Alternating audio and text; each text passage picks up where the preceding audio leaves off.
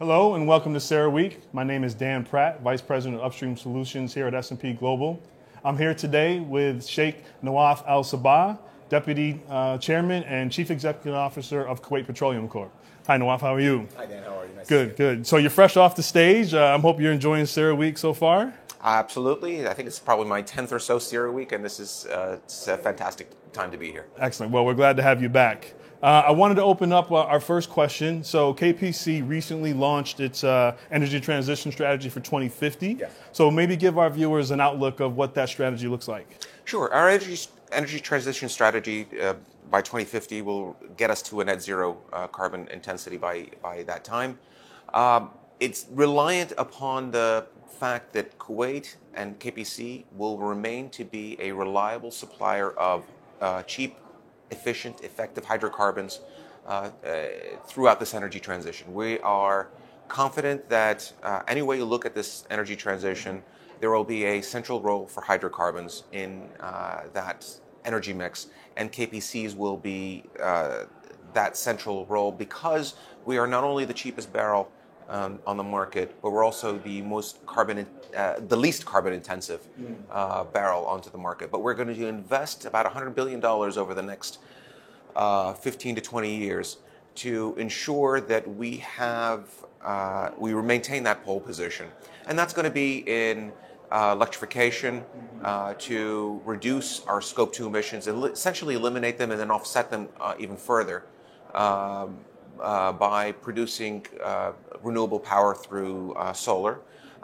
We've gone down to practically zero flaring anyway, and our methane emissions are sub 1% of natural gas produced. So our methane intensity is world scale at this point. And also, we'll invest quite a bit on carbon capture, utilization, and storage. And that is one of the big investments that we're going to make that will take down our carbon intensity by about 45%.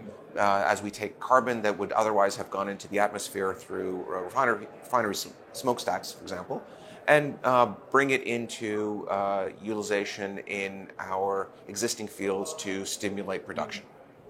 So when we talk about the kind of that demand outlook, and you see the durability for oil and gas going forward, you talked about your investments. What do you see in terms of investment more broadly? There's a lot of talk this week at CERAWeek about underinvestment in the sector. What's your take on that? Well, that's something that we've been talking about for quite some time, for a number of years now, that the fear that we're seeing that there's been a massive underinvestment by places around the world in oil production capacity. And some of that has been for ESG reasons, some of that has been for financing because producers have not been able to find financing because of ESG and other reasons. But throughout that process, we at KPC have committed the resources that we needed to make those investments. But looking at the rest of the world, you're seeing that typically a new exploration well, to bring that well into production, takes about 7 years, 7 or 8 years. And when you start seeing the underinvestment happening just before the pandemic, you're seeing right now, 7 years later, that that oil that was required to be in the market isn't really available. It's available only in the Gulf region, in the core, the Gulf states, Kuwait, Saudi Arabia, the Emirates, and you're not seeing that anywhere else. You're seeing obviously new investments into the Permian, and that is quick production, but there's only so much that you can continue to grow that, and it won't meet additional world demand that's going around the world. Yeah. And of course, part of the equation is production capacity as well. Yes. So how are you guys investing in kind of growing production capacity? Well, right now our production capacity is about 3 million barrels a day, but our production allocation under the OPEC allocations is much less than that. So we have additional capacity available to bring onto the market when the market needs it. We'll continue to invest to reach 4 million barrels of oil production capacity a day by 2035, and that's because of the confidence that we have that our customers, our business partners around the world will continue to demand that, and will increase demand. As we have also built out new refining capacity in Kuwait, that's a new refinery that we just commissioned at 615,000 barrels a day. Wow, wow. And then just kind of going back to the transition side, I know KPC, your current project in CCS, talk about that and maybe how do we make that kind of a wider scale project going forward? And I think that's one of the central parts of our carbon mitigation strategy. Right. Right now, we inject gas, for example, to maintain reservoir pressure, and that gas is a valuable commodity. It can be used for power generation or even better for petrochemicals and plastics creation.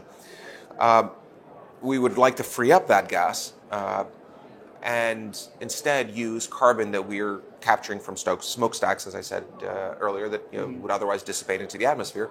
Take that, sequester that into the ground, use that for reservoir stimulation.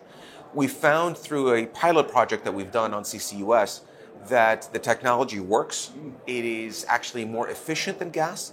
Carbon is more efficient than gas. The problem is that carbon, as it comes back up with the oil production, has a tremendously corrosive effect on the metallurgy. So we need to put massive investments in to recreate the facilities that we built above ground that we spent billions of dollars building. That doesn't make sense. So that we're also looking at potential solutions such as liners to pipes to essentially segregate the CO2 from the metal. But then that also has issues with it. So we're working with technology providers to find the technological breakthrough that will make this not only efficient, which we know it already is, but also efficient from an economic point of view and less costly than it is now. And that, I think, will be the major breakthrough that will make CCUS really a major game changer in this industry. Excellent. Well, that's very exciting. It's great to hear kind of the investments in the traditional infrastructure and also kind of these new technologies. So really appreciate you taking your time and joining us. And thank you, everyone, for joining in the CERAWeek this year. Thanks, Dan. Thank you.